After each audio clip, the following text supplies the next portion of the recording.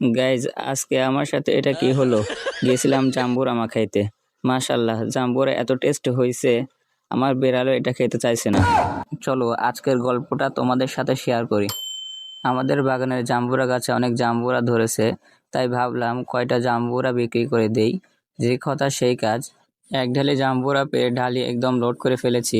আর অল্প কয়টা জাম্বুরা ঢালি থেকে নিয়ে সরিয়ে রেখেছি যাতে বাড়ির সকলে খেতে পারে। আর আমিও একটা জাম্বুরা এখান থেকে নিয়ে নিচ্ছি জাম্বুরার রেসিপি তৈরি করার জন্য। প্রথমে আমরা জাম্বুরাটাকে ছিলে ফেলবো, এরপর জাম্বুরাটাকে এড়ায়ে সুন্দর করে এরকম ভাবে বাটিতে নিয়ে নেবে। তারপর নেবে একটা মরিচ, একটা পেঁয়াজ আর একটু সরিষার তেল।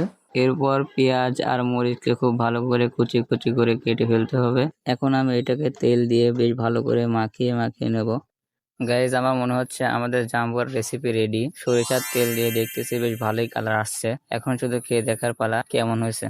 গাইজ এইটা খেয়ে তো আমার নানির কথা মনে পড়ে গেল। আসলে কিছু মানুষ তেতো হলেও ওরা আমাদের ভালোই চায়। আমি কিন্তু জাম্বুরাতে নুন না দেওয়ার কথা বলতেছি। নুন দেওয়া শেষ, এবার দেখা যাক কেমন হয়েছে। এত স্বাদ হয়েছে আমার বিড়ালও জাম্বুরা খেতে চলে আসছে। বিড়াল হয়েছে দেখি কি হয়েছে, জাম্বুরা কি খেতে পারবে না? গাইজ ও খাচ্ছেই না। আমার বিড়াল না খাক, আমি খাই দিয়ে কেমন আছে। সেই স্বাদ। তোমরা লাইক করো।